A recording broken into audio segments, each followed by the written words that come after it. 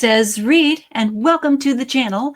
This is going to be the June wrap-up of the fabulous bookish things we did during the month of June. Yes, we'll get a little bit of health stuff out of the way. We'll talk about all the bookish things.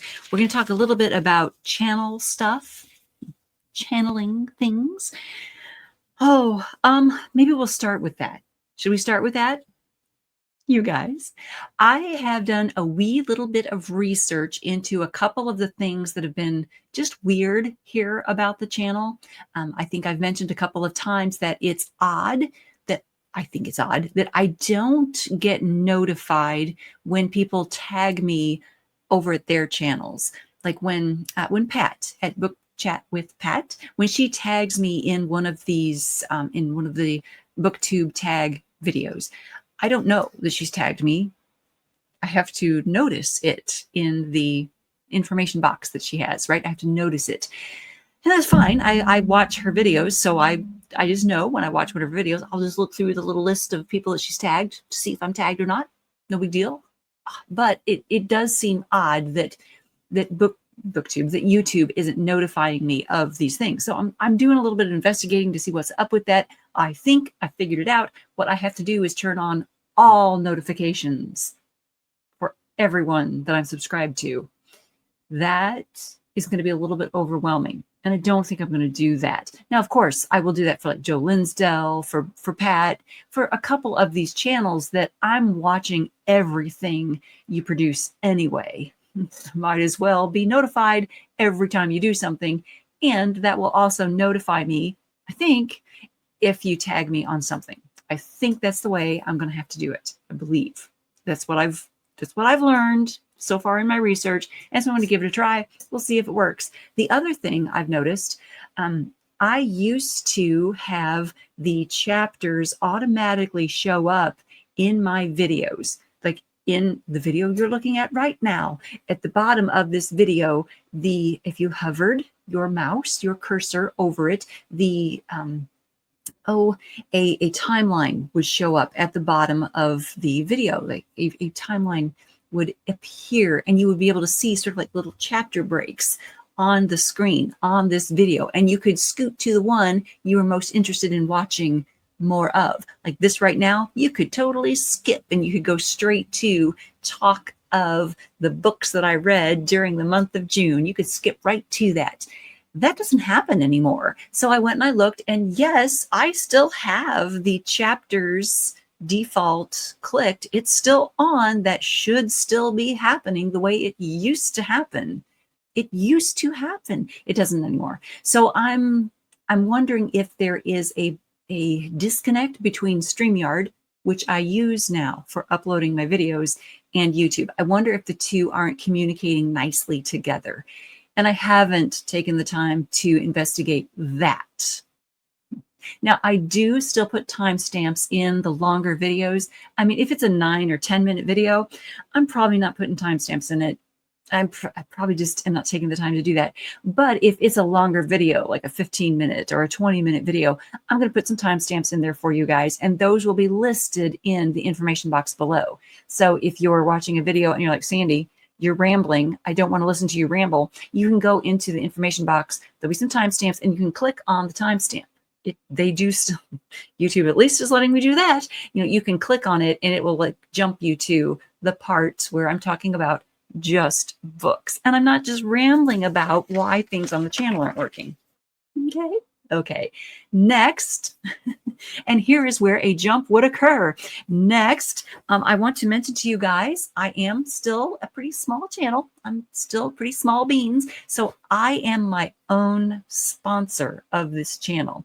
Out there in the interwebs, there is a new thing happening. I've noticed this new thing happening, and I know why it's happening.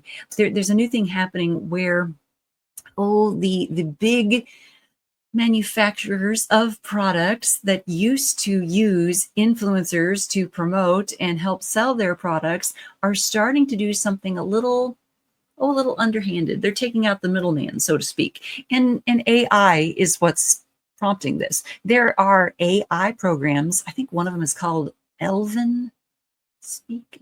Should have looked that up before I started talking. Anyway, there are programs out there where you can speak into the program, speak into the app for an hour or 2 hours. You can read something and the app will record your voice, your tone, your inflections, the way you breathe, the way you space your words, your accent, all those good things, and it gets a feel for you and your voice. And then you can upload a document and it will read the document for you. You can record yourself, your AI reading documents for yourself.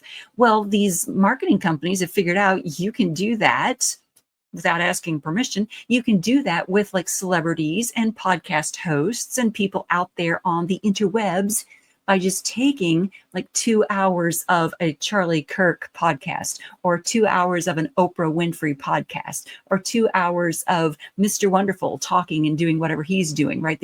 They take these allegedly, they take these celebrities' voices and they feed it into their AI program, allegedly, and then they can then feed a script of our product is so wonderful. This is the greatest product ever into the AI. And then Oprah Winfrey's voice is describing this great product. Well, she's not really describing that great product. She probably would not describe that great product, and she's not getting paid to do it, allegedly, supposedly. Okay, so this is a loophole that's happening. In the event, this will never happen, but in the event that you hear the voice of Sandy Lender promoting some like ring light product or some like nightlight product so that you can read your books while you're sitting in bed, it's not me. I am a small channel.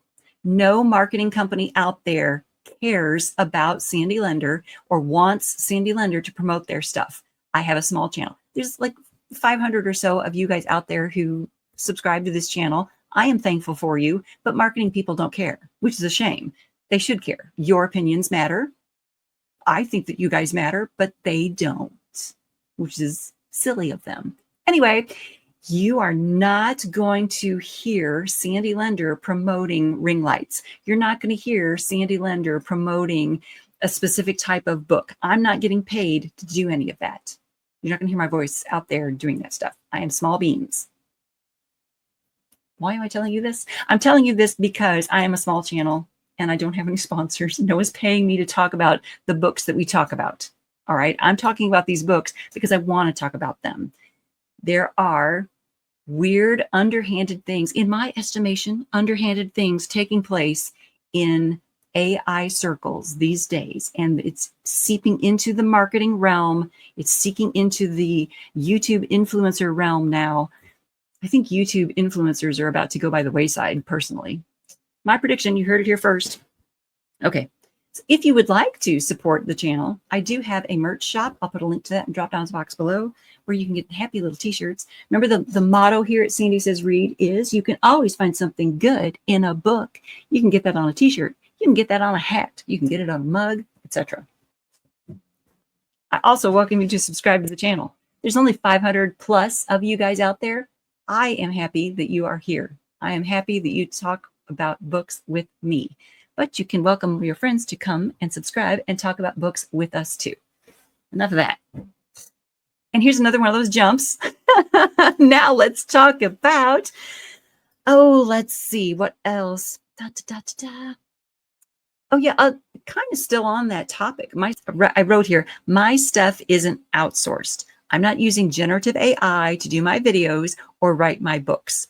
I don't have people reading these books to me. I don't have people writing my scripts or my reviews or my breakdowns for me. I don't have people helping me do this stuff. I don't. It's me. What you see is what you get. It's all me. So all the mistakes you can blame on me. Okay, it's all my fault. I think what I want to say is there are some of these YouTube channels out there who are taking those shortcuts, using that generative AI stuff now. And I want to make it clear to you guys, when you come to this channel, you're going to hear my voice. It's going to be me. I'm going to be talking to you. I'm going to be giving you my opinions, not someone else's. I'm reading the books that I'm talking to you about. It's coming from me, okay? A real human is giving you a real human's opinion with a real human's voice. I'm doing it. I'm doing the work.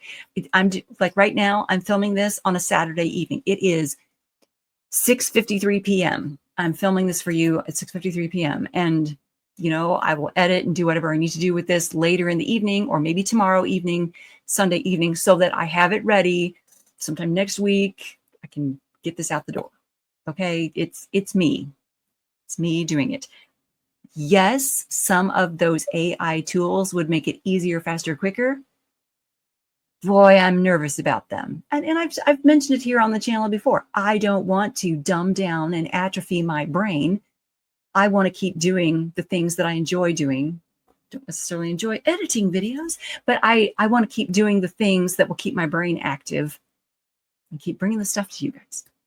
Have I beat that topic into the ground? Can I move on to the next topic? You guys probably would rather hear about bookish stuff and what I did during the month of June, since this is a June wrap up. Okay, what did I do in June? Tags, the high school. Oh yeah, you guys. My brain did not do well with the high school required reading tag. I did that during the month of June, and I posted it for you guys. I failed. I failed miserably. Okay, so there were a couple of questions in the high school required reading tag that were asking you, do you remember, or what book do you remember reading that you loved? What book do you remember you were supposed to read, but you don't remember the book? These kinds of things, right? And I couldn't remember it. Even when I was preparing for the tag and like writing some stuff down, looking at what's still on my shelf, those kinds of things, I was still having trouble remembering what I read in junior high school, college. I was having trouble with it. After I posted the video, of course, after I posted the video, I started remembering books that I read during that time frame. I wrote a couple of them down. Madame Bovary, okay? The Financier, right? Those two, I talked about them in another tag. And when I was doing so, I was like, oh, hey, yeah, read those, and I enjoyed them. I thought those were good books. Let's see, I remembered hating Voltaire. We had to read Candide in high school, and I did not like it. I was turned off of Voltaire because of Candide. I didn't want to read any more Voltaire ever again because of Candide. Didn't like it. Didn't like it at all. Even though Duran Duran has a song where Simon sings, what does he say? Like a scene out of Voltaire, twisting out of sight. Yeah, even though it's referenced in Duran, I still did not enjoy Voltaire. Let's see. I remembered. Okay, I remember not. See, I remember reading, but I don't remember the story of Love in the Time of Cholera. Like even now, I don't remember things that happened in that book. I don't remember. It's gone. It's no longer in my brain, but I remember reading the book. I remember we read it. Oh, let's see. Bullfinch's Mythology. We read that in high school. I remember our teacher, I think it was Mrs. Thompson. I remember her reading parts of Bullfinch's Mythology to us in class. And I remember as she would read the names of the characters, I was floored by how easily she read them. I remember that to this day. Agamemnon. Yeah, she was so easily speaking their names. Let's see. I remember, The Great Gatsby. I remember when we read The Great Gatsby and the teacher talking to us about symbolism, and it like clicked. The whole concept of symbolism clicked, and I loved the concept, and I thought that was so cool. The idea of Daisy's laughter sounding like coins and sounding like money because she was so focused on money. I mean, that blew my mind when we learned about that in high school. Yeah. Okay. So those were some of the books that were in that should have been in the high school required reading tag. Sorry, guys. I needed a minute there. I was moving my head around too much or my eyes at least too much. And I was getting dizzy. That's still going on. Maybe should we jump to health? Health is not on the list, but it's a big deal. So I should probably mention the dizziness is still happening. I have a different therapist that I worked with this last time that I was in physical therapy. She was wonderful, you guys. She did make my brain hurt physically, like my left eye. She physically made these things hurt, and she made me cry twice. But I really like her. she did such a good job, and she explained things. I didn't have any trouble understanding her. Yeah, so I'm scheduled to see her the next 2 sessions also, which is really good. And she sent me home with some exercises to do. It's just a season of frustration, and I got to get through it. The therapist that I worked with this last time, though, explained to me why, like, I can hold my head perfectly steady, perfectly, straight while I'm driving my car and still get dizzy. I mean, I'm not in my head is not in motion. I'm not moving my head around, and yet I can still get dizzy. And it's because cars are going by. As the cars go by, my eyes are seeing that motion and that change of motion. That is making me dizzy. That's why I shouldn't drive. We're going to move on to the next topic. We've talked enough about health. That is enough. That's enough. It's going to be fine. It's going to be fine. I think that now that I have worked with this new gal, and I'm going to work with her the next few times. I think I'm just going to work with her. And she's giving me some stuff to do at home, just get some progress happening. I think I can see the light at the end of the tunnel. Yeah, which is good. Okay, books. You guys, let's finally talk about the freaking books, right? During the month of June, I read some books. First one on the stack here is Creating a Character for the Stage or Life by Corin Nemec. This is one that I picked up at the Sci-Fi Florida convention in May. Read this during June. Get that there. Huge glare. Lots of glare. Okay, there it is. So I read that one. I've got some notes and stuff in there. I thought I was going to film that review for you guys today, but that might not get filmed today. It's been a day. Also, I read a handful of books for the June Journeys with the Inklings readathon. So we read Bilbo's Last Song, and this was a delightful, lovely little poem. Very quick read. Took no time at all to read the poem. But then I went back and I sat with it and spent some time looking at just the loveliness of it, you guys. Also during June, for the June Journeys thing, I read The Epic of Gilgamesh. Read that one. I don't know. I'll be discussing my thoughts on The Epic of Gilgamesh when I do the full June Journeys wrap up. I'm going to dive into this a little bit. Basically, I was reading this to go with my Bible readings of the flood and to go with the fall of Numenor. And I read the fall of Numenor. I read this one as well during the month of June. I was looking for ways to compare and contrast and find parallels. And as I was reading Gilgamesh, I was seeing more parallels in Gilgamesh and Kullervo, Tolkien's Kullervo. So I pulled Kullervo off the shelf. So when I do my June Journeys wrap up, I'm going to be talking more about Kullervo and Gilgamesh than Gilgamesh and Fall of Numenor. But Fall of Numenor gets its own talk, its own discussion when we do the wrap up, because it was delightful. It was lovely and wonderful. I enjoyed it. Okay, there's that. Now, also during June, I had 3 books that I started and then DNF'd. And one of them I'm going to continue. I'm going to restart and get through later. And that was On the Shoulders of Hobbits by Louis Marcos. I did start this, and you can see I've got all kinds of notes and stuff going on there. I did start this, and I don't know if I can blame my I don't know if I can blame my confusion on the vertigo stuff and lack of attention and not being able to pay close attention.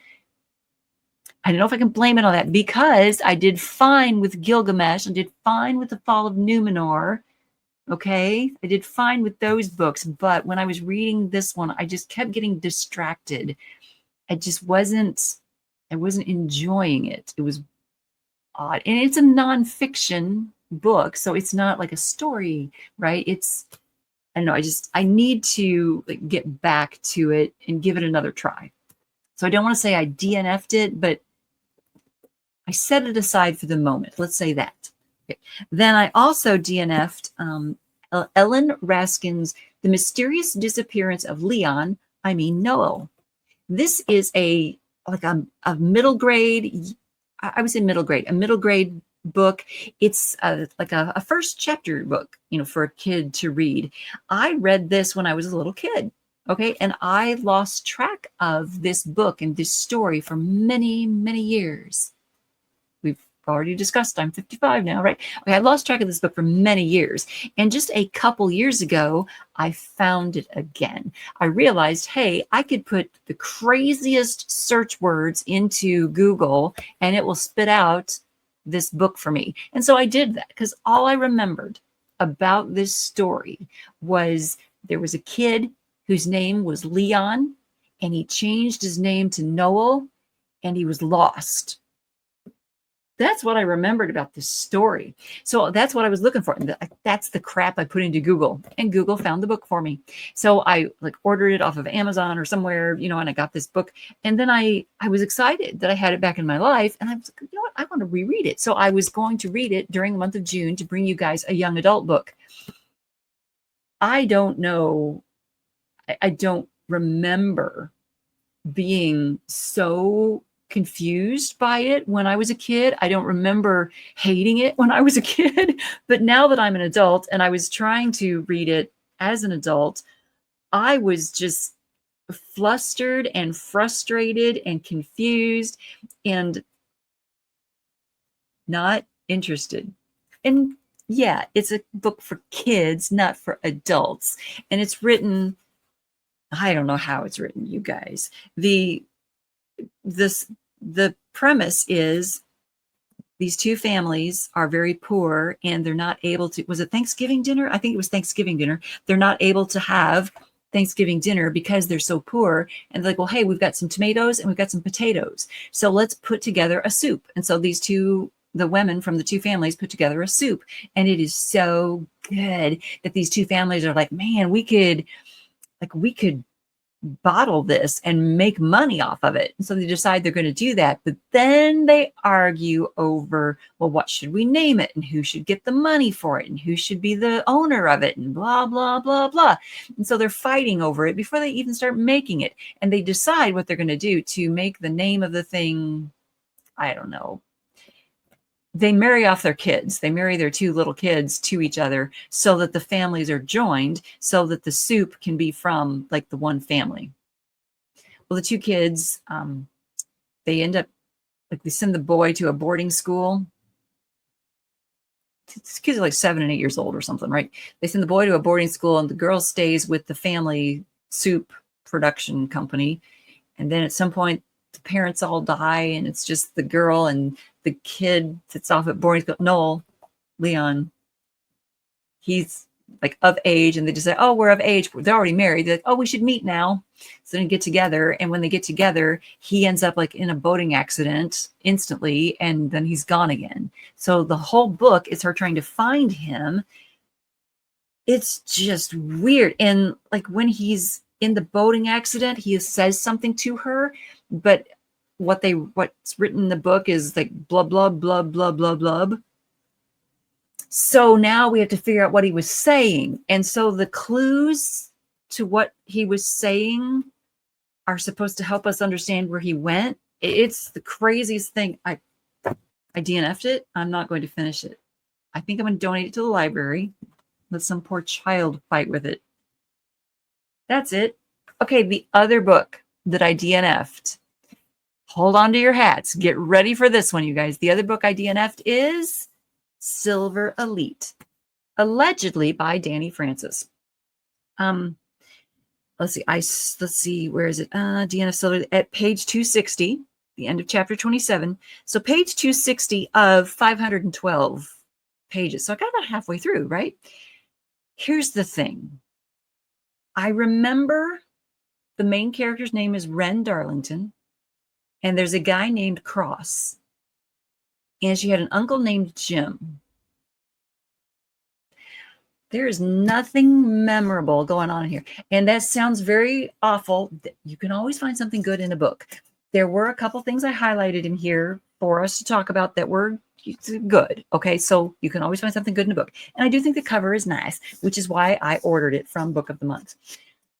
This was the Book of the Month, like advance thing. Like you could order it before it was available. I was like, well, that's interesting. And it was a fantasy. It was the fantasy pick for the month. And so I ordered it without knowing anything about it. I didn't realize there was a big brouhaha going on about the fact that Danny Francis didn't have any information out there on the interwebs about herself. I ordered it, and it was on its way to me before I knew there was a big brouhaha about the idea that it's generative AI. So when I dove in, I'm going to bring you guys a review and discussion of the first 260 pages because I don't know if Danny Francis is a real person or not, or if Danny Francis is a group of people. I don't know. I can't tell. Now there is an acknowledgments at the back. Let's read it together right now. What the heck? Let's go ahead and do that. This book was an absolute joy to write. Wren, Cross, and the rest of the Silver Elite crew, Uncle Jim, took me on a wild ride, and I loved every second of it. With that said, I wouldn't have survived this writing process without the help of some pretty incredible people. Emily Archbold and Sam Bradbury, my tag team editing duo, who were always happy to hop on a call or talk plot or to just argue about love triangles and Team Edward versus Team Jacob, etc. Okay, the teams at Del Rey US and UK for all the support and enthusiasm for this series and how hard you've worked to bring it into readers' hands. Special shout out to Jordan Pace and somebody McGuire France, my US and UK publicists, respectively. Okay, there's like a host of people listed who were working on publicity and like pre-promotion for this book, which is important to note. And we'll talk about that when I do the review and discussion. You guys, it sounds like a real human being, perhaps, wrote this. If that is the case, then I want to be kind in the way I talk about things I saw that were problematic, odd, weird, strange, and bizarre in the book. Because I don't want to cut down and be mean to a fellow author out there in the world. I don't think that's kind. I think that's rude. So I don't want to just rip apart things that took place in here if this Danny Francis is a real person. I am of the mindset that this Danny Francis is probably a couple of people, but maybe not. I don't know. I don't know. And there are discussions out there on the interwebs, on like YouTube shorts. There are discussions out there where people are just up in arms, mad, pissed off about reviewers or other readers trying to find out who Danny Francis is. Like, you're doxing the author. I don't want to dox the author. I want to know if the author is a real person or if the author is a group of people. Either way, I am convinced, in my personal opinion, I am convinced that the author or the group of authors used generative AI prolifically a lot throughout the writing of this thing. I feel that way. I will share with you some of my reasoning for that. I'll share. It's just, It's a shame. If my supposition is true, if the author or authors did use generative AI, then I think it is a travesty that Del Rey did not state that fact when printing this book, did not make it clear that that took place when printing this book. I have a problem with traditional publishing houses and others using generative AI and not telling the audience, hey, parts of this book were written with generative AI, or hey, the research for this book was done with generative AI, or hey, this book is written by a computer. That needs to be stated up front and center on any book that includes it. That is my opinion. It's my opinion. I know that ethics have gone out the window. I understand that, but I still think if you're using generative AI in putting your book together, you need to say so. Period. Done. End of statement. That's how it should be. I'll die on that hill. Okay, so when we do the discussion of Silver Elite, I will show you some of the reasons why I think it was used in there. I'm going to try to be kind and straightforward. I'm going to try to be a journalist. I'm going to put my journalism stuff to work so that I don't rip apart the author, because I think that would be rude. I mean, I have looked up information about the author. I've been to the literary agent's website. I've done that research already to see, is this a real person? You guys. That's enough for the June wrap up, because what I'm doing right now is talking about what we're going to do in July. Because in July, we're going to do the review of Silver Elite, the first 260 pages. We're going to do the June Journeys with the Inklings wrap up. And we're going to do a kind of a look into Gilgamesh and Kalervo and the Fall of Numenor. We'll be doing that in July. Also in July, I'm going to be doing the Jane Austen July readathon. I've got that announcement stuff I'm going to film for you guys. Probably not tonight. I think I would like to eat some food and let my head relax. Relax. I went on a soapbox about AI. I apologize for that. I've got some strong feelings. You guys, thumbs up for real people writing real stuff, really from their real creative brains. Thumbs up for all that. Thumbs up for June, getting through birthdays and all that good stuff. I think that's it. Thumbs up for new physical therapists.